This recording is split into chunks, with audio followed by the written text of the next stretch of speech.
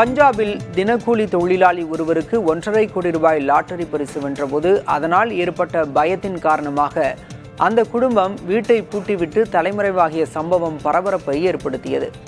ஷைடேகே கிராமத்தைச் சேர்ந்த நசீப் கவுர் மற்றும் அவரது கணவர் ராம் சிங் 200 ரூபாய் மதிப்புள்ள லாட்டரி சீட்டு வாங்கியதன் மூலம் 1.5 கோடி ரூபாய் பரிசு விழுந்தது. லாட்டரி வெற்றியின் செய்தி பரவிய போது பயம் மற்றும் பதட்டத்தில் தங்கள் வீட்டை பூட்டி மொபைல் போன்களை அணைத்துவிட்டு ரகசிய இடத்திற்கு அந்த குடும்பத்தினர் சென்றனர். போலீசார் பாதுகாப்பை உறுதிப்படுத்திய பிறகு அவர்கள் வீடு திரும்பினர். உத்தரப்பிரதேசத்தின் பிஜ்னோர் மாவட்ட கிராமங்களில் கரும்பு பயிர்களை சேதப்படுத்தும் குரங்குகளை தடுப்பதற்கு விவசாயிகள் புதிய முறையை கையில் எடுத்துள்ளனர். இதன்படி விவசாயிகள் கரடி வேடங்களை அணிந்து வயல்வெளிகளில் உலா வந்து குரங்குகளை பயமுறுத்தி பயிர்களை காக்கின்றனர். விவசாயிகள் பணம் திரட்டி கரடி வேடங்களை வாங்கி அதை அணிந்து வயல்வெளியில் சுற்றி வந்தனர். இந்த வேடங்களை பார்த்து குரங்குகள் பயந்து ஓடுகின்றன. இந்த புதிய யுக்தி குரங்குகளின் தொல்லையை தற்காலிகமாக கட்டுப்படுத்த விவசாயிகளுக்கு உதவி உள்ளது. மேட்டுப்பாளையத்தில் உருளைக்கிழங்குக்கு உரிய விலை கிடைக்காததால் விவசாயிகள் போராட்டத்தில் ஈடுபட்டனர். மேட்டுப்பாளையத்தில் உள்ள நீலகிரி கூட்டுறவு விற்பனை சங்கத்தில் ஏல விற்பனைக்காக சுமார் 306 டன் உருளைக்கிழங்குகளை விவசாயிகள் கொண்டு வந்திருந்தனர். ஆனால் ஏலத்தில் கிலோவுக்கு சுமார் 20 ரூபாய் அளவிற்கு விலை கிடைத்ததால் விரக்தியடைந்த விவசாயிகள் உருளைக்கிழங்குக்கு குறைந்தபட்ச ஆதார விலையாக 2000 ரூபாய் வழங்க வேண்டும் என கோரி 2 நாட்களாக போராட்டத்தில் ஈடுபட்டனர். அதிகாரிகள் நடவடிக்கை எடுப்பதாக உறுதியளித்த நிலையில் இன்று மீண்டும் உருளைக்கிழங்கு ஏலம் துவங்கியது. டாலருக்கு நிகரான ரூபாய் மதிப்பு வரலாறு காணாத அளவில் சரிந்துள்ளது. கடந்த சில வாரங்களாக சரிந்து வந்த நிலையில் தற்போது ஒரு டாலருக்கு நிகரான ரூபாய் மதிப்பு 90 ரூபாய் 48 பைசாவாக சரிவை கண்டுள்ளது. அமெரிக்காவின் வரி விதிப்புகள் காரணமாக அமெரிக்காவுக்கான இந்தியாவின் ஏற்றுமதி பாதிக்கப்பட்டிருப்பதும் இந்திய பங்குச்சந்தையிலிருந்து அமெரிக்க முதலீட்டாளர்கள் வெளியேறுவதும் ரூபாய் மதிப்பு சரிவுக்கு முக்கிய காரணமாக கூறப்படுகிறது. ரூபாய் மதிப்பு சரிவால் கச்சா எண்ணெய், சமையல் எண்ணெய், மின்னணு சாதனங்கள் உள்ளிட்ட இறக்குமதி பொருட்கள் விலை அதிகரிக்கும் சூழல் உருவாகியுள்ளதாக நிபுணர்கள் கூறுகின்றனர்.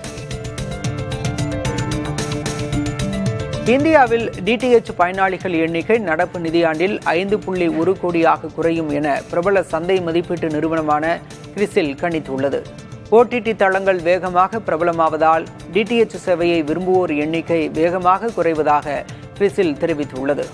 2019 இந்தியாவில் 7.2 கோடி தனியார் டிடிஎச் இணைப்புகள் இருந்ததாகவும் இது 2024 6.19 கோடியாக குறைந்ததாகவும் இந்த எண்ணிக்கை நடப்பு நிதியாண்டு முடிவில் மேலும் குறைந்து 5.1 கோடியை எட்டக்கூடும் என்றும் கிறிசில் தெரிவித்துள்ளது.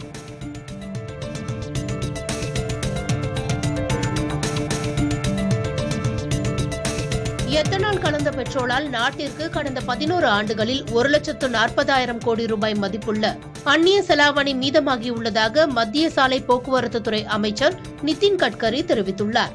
அதே நேரம் எத்தனால் பெட்ரோலுக்கான மூலப்பொருட்களை கொடுத்ததற்காக விவசாயிகளுக்கு 4,000 கோடி ரூபாய் கிடைத்துள்ளதாகவும் அவர் தெரிவித்தார்.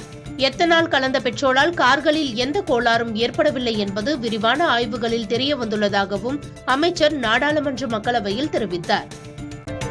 சென்னை பல்கலைக்கழகத்தில் நிலவும் நிதி நெருக்கடியை சமாளிக்க சிறப்பு நிதியை தமிழக அரசு ஒதுக்க அமமுக பொதுச் செயலர் டிடிவி தினகரன் வலியுறுத்தியுள்ளார்.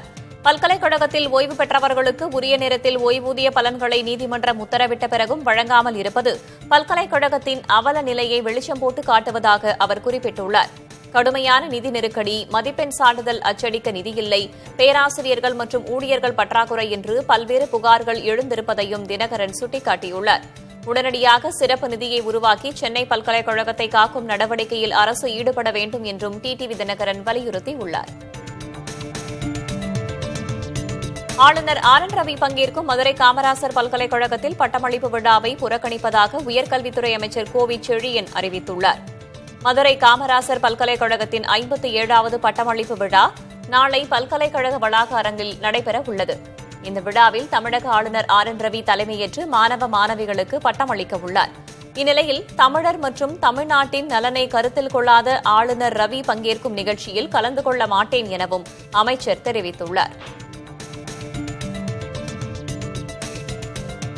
திருப்பரங்குன்றம் தீபத்தூணில் தீபம் ஏற்றப்படாததை கண்டித்து உண்ணாவிரத போராட்டம் நடத்த நிபந்தனைகளுடன் அனுமதி வழங்கி மதுரை அமர்வு உத்தரவிட்டுள்ளது. மதுரை திருப்பரங்குன்றத்தைச் சேர்ந்த பிரபு தாக்கல் செய்திருந்த மனுவில் திருப்பரங்குன்றம் மலை உச்சியில் உள்ள தீபத்தூணிலும் கார்த்திகை தீபத்தை ஏற்ற வலியுறுத்தி உண்ணாவிரத போராட்டம் நடத்த அதிகாரிகள் அனுமதி மறுத்துவிட்டதாக கூறியிருந்தார். எனவே உண்ணாவிரத போராட்டத்தை நடத்த அனுமதி வழங்கி உத்தரவிட வேண்டும் என கோரிக்கை விடுத்திருந்தார். வழக்கில் விசாரணை மேற்கொண்ட நீதிபதி ஸ்ரீமதி, மனுதாரர் கோரும் இடத்திலேயே 50 நபர்கள் உண்ணாவிரத போராட்டத்தில் பங்கேற்கலாம் என்று கூறினார். தனிநபர்கள் அரசியல் கட்சியை தாக்கும் வகையில் பேசக்கூடாது என்பது உள்ளிட்ட நிபந்தனைகளுடன் அனுமதி வழங்கி உத்தரவிட்டார். வந்தே மாதரம் விவகாரத்தில் நேருவை அவமதிக்கும் எண்ணம் இல்லை என்றும் வரலாற்றை உண்மை தன்மையுடன் நிலைநிறுத்துவதே நோக்கம் என்றும் மத்திய அமைச்சர் ஜே.பி. நட்டா கூறியுள்ளார். மாநிலங்களவையில் வந்தே மாதரம் குறித்த விவாதத்தை முடித்து வைத்து பேசிய அவர், முன்னாள் பிரதமர் ஜவஹர்லால் நேருவின் பிம்பத்தை பாஜக அரசு களங்கப்படுத்த விரும்பவில்லை என்று கூறினார். வந்தே மாதரம் அதற்கு உரிய மரியாதையை பெறவில்லை என்றும் இதற்கு அதிகாரத்தில் இருந்த காங்கிரஸ் கட்சிதான் பொறுப்பு என்றும் நட்டா சுட்டிக்காட்டினார். வாக்கு திருட்டு விவகாரத்தில் நேருக்கு நேர் விவாதிக்க அமித்ஷாவுக்கு அழைப்பு விடுத்தும் அவர் பதில் எதுவும் தரவில்லை என்று ராகுல் காந்தி கூறியுள்ளார். தேர்தல் சீர்திருத்தங்கள் குறித்த விவாதத்தின் போது அமித்ஷா பதற்றமாக காணப்பட்டார் என்றும் கைகள் நடுங்கின என்றும் தவறான வார்த்தைகளை பயன்படுத்தினார் என்றும் ராகுல் காந்தி கூறியுள்ளார். விவாதத்தின் போது அவர் மன அழுத்தத்தில் இருந்ததை நாடே கண்டதாகவும் ராகுல் காந்தி தெரிவித்தார். கேரளாவில் 2ஆம் கட்ட உள்ளாட்சித் தேர்தல் நடைபெறும் கண்ணூருக்கு முதல்வர் பினராயி விஜயன் தனது குடும்பத்துடன் சென்று வாக்களித்தார். வாக்களித்த பின்பு செய்தியாளர்களிடம் பேசிய அவர், இந்த தேர்தலில் இடதுசாரி கூட்டணிக்கு மிகப்பெரிய வெற்றி கிடைக்கும் என்று நம்பிக்கை தெரிவித்தார். மேலும் இடதுசாரி ஆட்சி இருப்பதாலேயே சபரிமலை ஐயப்பன் கோவில் தங்க கொள்ளை வழக்கில் முறையான விசாரணை நடப்பதாக தெரிவித்தார். இந்திய கம்யூனிஸ்ட் கட்சி நிர்வாகிகள் முதல்வர் மு க ஸ்டாலினை சந்தித்து பேசினர். சென்னை அண்ணா அறிவாலயத்தில் இந்திய கம்யூனிஸ்ட் கட்சி மாநில செயலர் வீரபாண்டியன், முன்னாள் மாநில செயலர் முத்தரசன் உள்ளிட்டோர் முதல்வர் மு க ஸ்டாலினை சந்தித்தனர். கட்சியின் 100ஆண்டு நிறைவு விழாவில் பங்கேற்க முதல்வர் மு க ஸ்டாலினுக்கு அவர்கள் அழைப்பு விடுத்துள்ளனர். பின்னர் செய்தியாளர்களிடம் பேசிய முத்தரசன், கூட்டணி சம்பந்தமாக பேச்சுவார்த்தை எதுவும் நடத்தவில்லை என குறிப்பிட்டார்.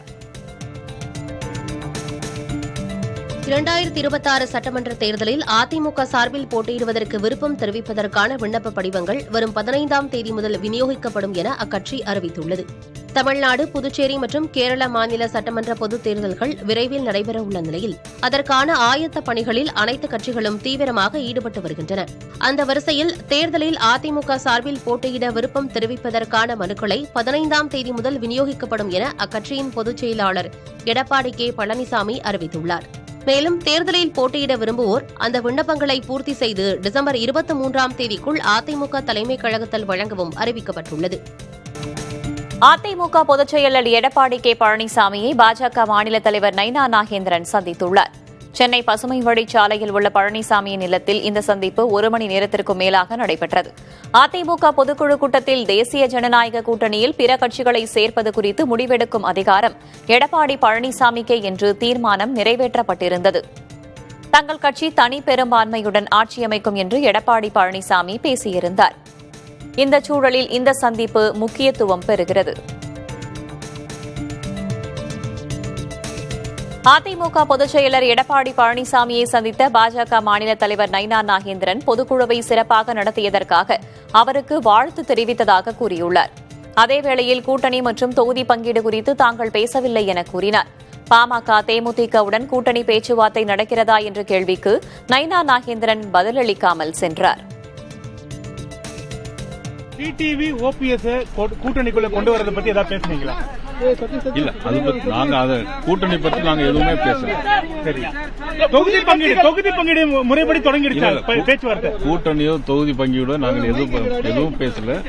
பொதுக்குழு நடந்த விவரங்களை பற்றி பேசிட்டு கூட்டணியில மேலும் சில கட்சிகளை சேர்ப்பது தொடர்பாக ஏதாவது ஆலோசிக்கப்படுமா? வாய்ப்பு இருக்கா? நான் இன்னைக்கு கட்சி செய்து அவங்களை சந்திச்சிருக்கிறேன். வேற ஒண்ணும் இல்ல. பாமக, தேமுதிக சொல்லாம இருக்கிறாங்க. அவங்க பேச்சுவார்த்தை நடத்துறோமா?